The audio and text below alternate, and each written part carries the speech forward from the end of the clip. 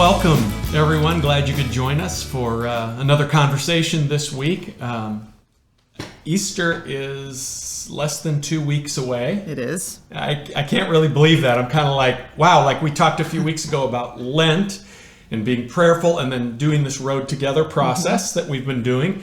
And all of a sudden it's like Easter is less than 2 weeks away. Yeah, it has flown. And I don't know how that happened. But anyway, you know, those first 4 weeks of our Road Together process, we talked about what kind of church we want to be. And these 3 weeks, we're talking about some things that have to do with how we go there. How do we live that out?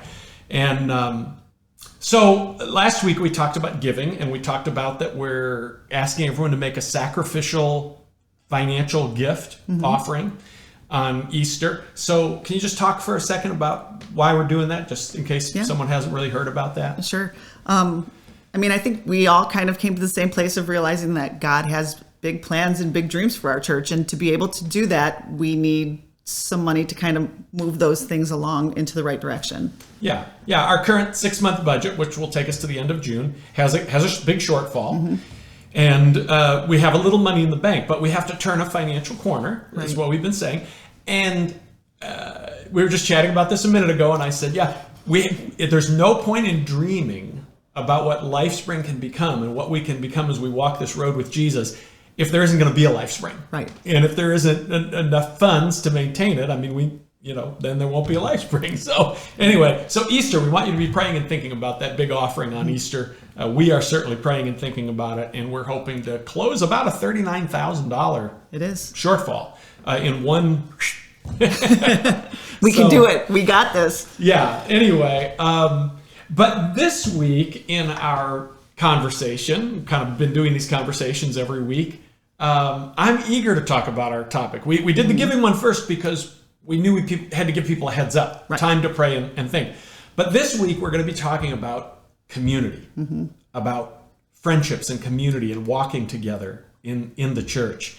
And, one of the most wonderful things for me about the community of Jesus, really ever since we started LifeSpring, has been friendships. So for me, I would have to say probably my deepest friendships with people are friendships that I've developed in this church.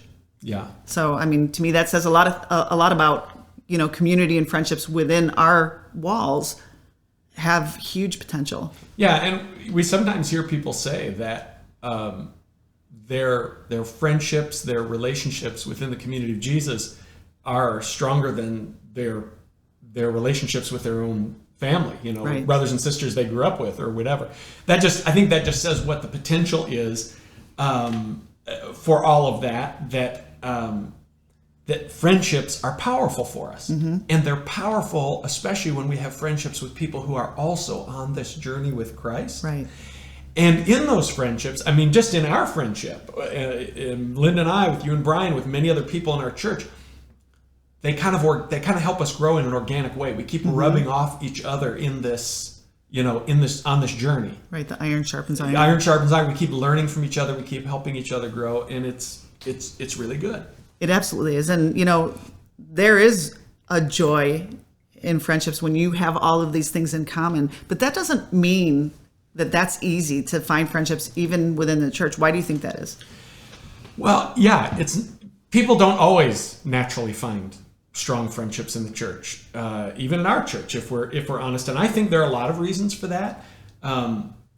Everyone wants friendships, but here's the reality: not everyone is an extrovert or an initiator. If I could use that word when it comes to relationships. So that means that even in a church, the birth of friendships is kind of dependent on those people who more naturally can put themselves out there or be the initiator or, invite people to get together, invite people to do something, those kind of things. Right. So churches, by and large, pretty much try to make that happen or assist that happening, I should say, by creating small groups. Does that typically work, do you think? Well, sort of. Or maybe a better answer would be sometimes the idea of small groups works when it comes to helping people find more significant friendships. Well, why only sometimes, do you think? I think more than one reason. Again, first, because some people are a little more shy or a little more introverted, or just not as. Some of us just aren't as assertive and kind of pushing our way into community. Just because someone says, "Hey, we've got this group," doesn't mean that everybody's gonna sign up or show up or raise their hand or dive into the thing.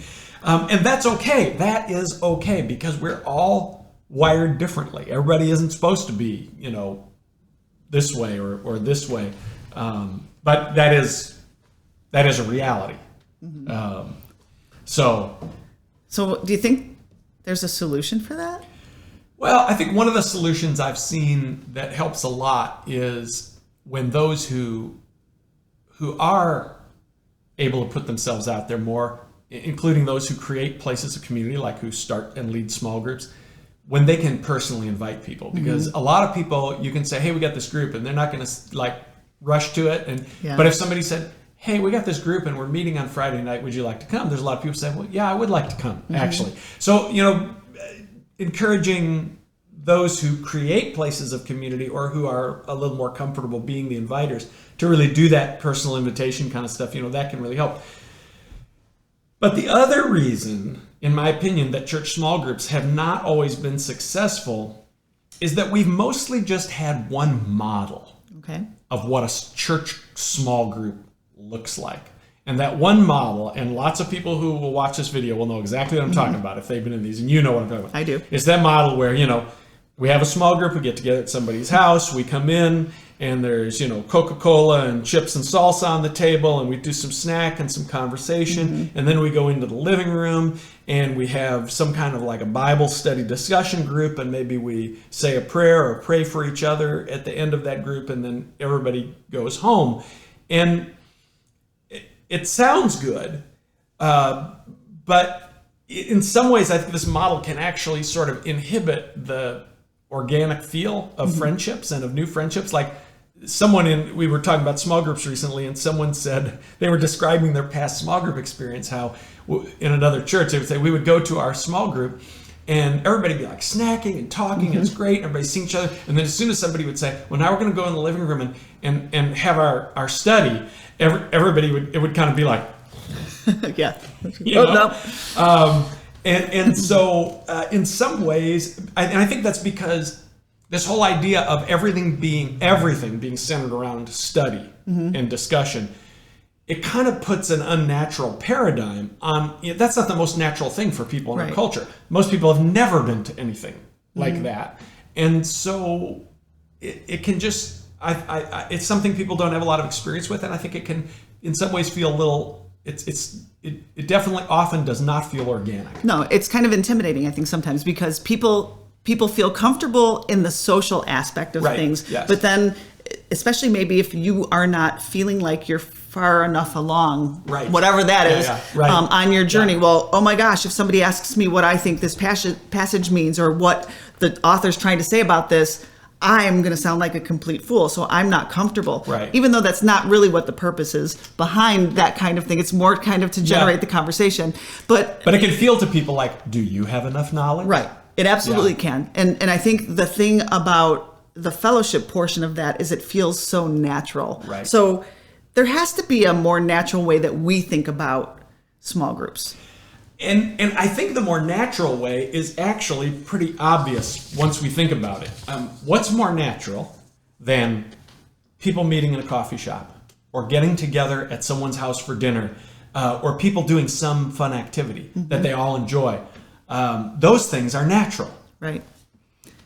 So you're not saying that churches shouldn't have Bible studies at all, are you? No, I'm not saying that churches shouldn't have Bible studies and that people shouldn't do Bible study. If anybody's been around LifeSpring, they know how much I love Scripture. But, here's the but, a lot of the attempts even to do that, to do like Bible study discussion type things, in the past, they haven't been that great. A lot of us have been in small groups that use like some kind of small group discussion guide. I mean, in the 70s and 80s and 90s, that became like a whole industry, like, booklet study guides for small groups, right? And so then the whole group gets in the living room. And like you said, some people are already intimidated about talking in that setting or trying to answer questions. And the leader reads this question out of the booklet. And then he says, what do you think that John is saying in chapter 10, verse 3? Or what do you think the author of this is saying? And then there's this awkward silence while everyone in the group hopes that someone else. Right, and averts their eyes. Well, I'm not looking and making no eye contact because you're not going to call on me. Right. And a lot of us have been in these kind of small groups. And it always blows my mind because I think if we're talking about things that matter, if you bring up a conversation, even with your Bible open, about something that really matters, most people have an opinion. It's when we take people off into these kind of abstract things and people go, I'm supposed to be Bible knowledgeable, Right. but if you start talking about something people really think about in life, even with the Bible and applying the Bible to it, then people go, I have something to say about that. And so there are much better ways to have conversations about our faith, about following Jesus, about understanding Scripture in a healthy way for our lives. And I think we need to explore some fresh ways of having those conversations. Yeah, I would agree with that. But here's a question. Do you think that everyone who walks into a church, including our church, is either ready or wanting to dive into like a Bible study type discussion? Some people are, especially if they have if their past includes a very focused Christian journey. They might be like, I'm looking for a church to grow and I want to go to a Bible study. And we want to provide that. We want that to be available at LifeSpring. So some people are, but other people initially just want to feel like they belong. And they're in a safe, in a comfortable place. They're hungry for friendships. And they're probably at church because they are interested in their spiritual journey, but they may not yet say, and that means I want a hardcore doctrinal Bible study. Right. They want to, yeah. So. Yeah, I can say for myself, even early on when we were part of different groups, I would guess this is probably true for people in our own church, that maybe people are ready to have a conversation about their faith journey or more about basic questions about how things apply to their own lives, or how you take the journey. Yeah. I mean, I'm going to be honest here. When we first started coming to LifeSpring, you would talk about something and I'd think, I have no idea what he's even talking about. And I'm like, I'm a crappy Christian. I just don't know. So, if we had something like that, that would have been fantastic because it would be real and life-giving to my life. People need different things at different times in their lives. That's it. People need and want different things at different times and seasons. Right. In their life. People aren't robots. They aren't all ready or all desiring the exact same thing at the exact same moment. Right. I mean, I think about where we're all at on our journeys. Nobody is on the same exact place. Right. I think about how Brian and I have wandered through life together. And I've often thought we're on a parallel journey at different places. Yeah. Always on different places. Right. We're walking in the same journey. But if I say, where are you today? It's a different place than he's at. Right. It's not good. It's not bad. Nobody's at better or worse than the other. We're just at different places. Right. Absolutely. So we've been a small group of us have been talking about this at LifeSpring. We've been meeting and talking about, what do we do with not just groups, but helping people to connect in community, places that give them, where they find friendships and a sense of belonging, and also where they can grow in their journey.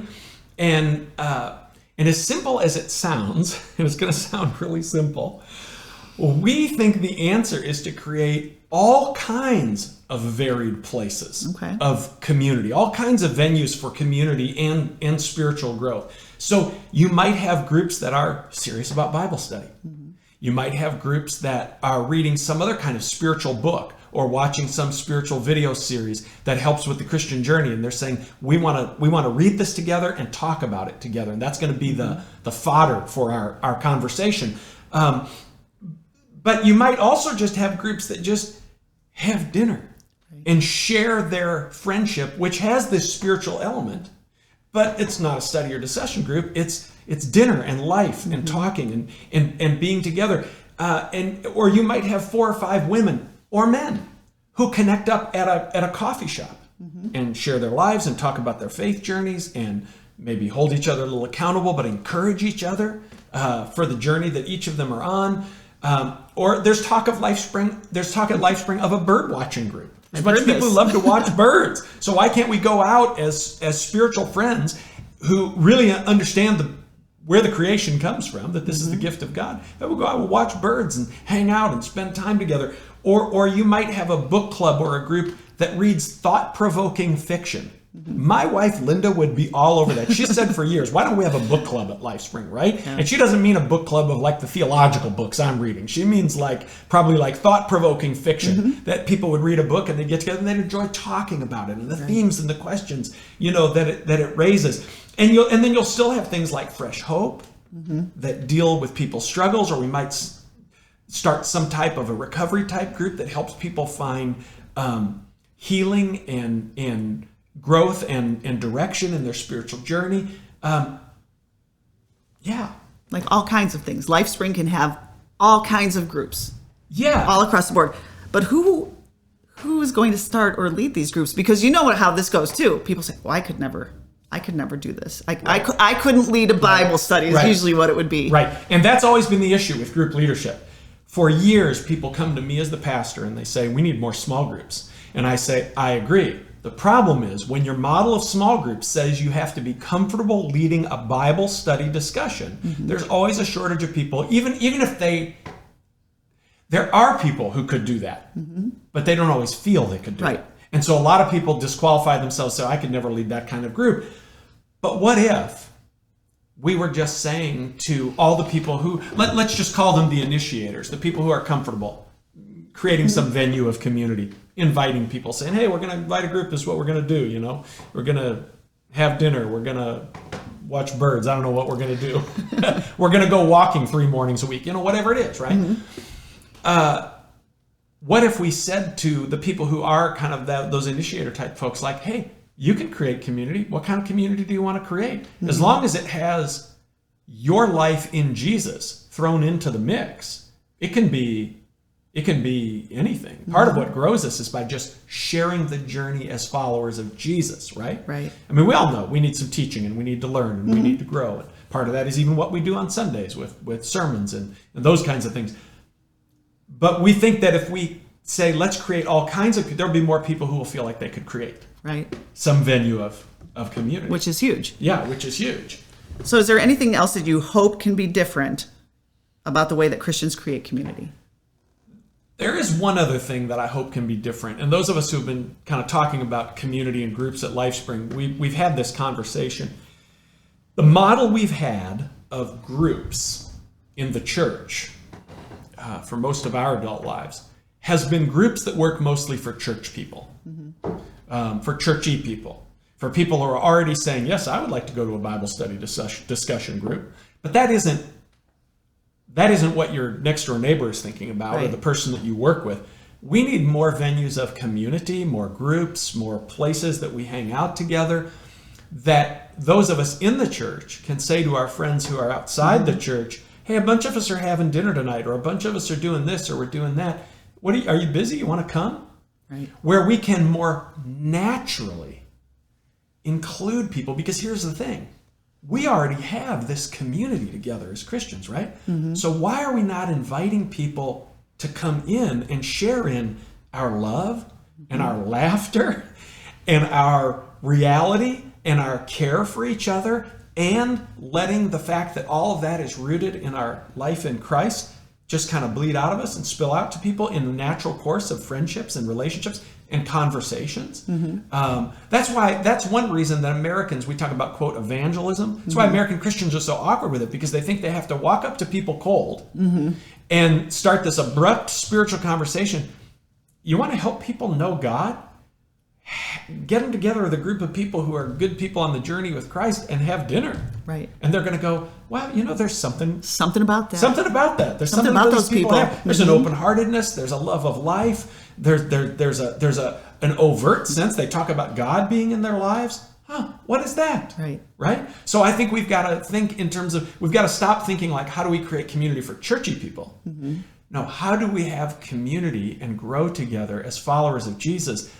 But at least in some of our venues, have that be places where we can say, hey, anybody could come. Right. Everyone is welcome. Everyone is welcome. Anybody could come to this. And, So I think, we need to think in those ways. So, and we're going to be talking about those things around church. We're going to be talking about all these kind of things around church. We're going to be talking about creating places of community. We're going to be saying to people, are you a person?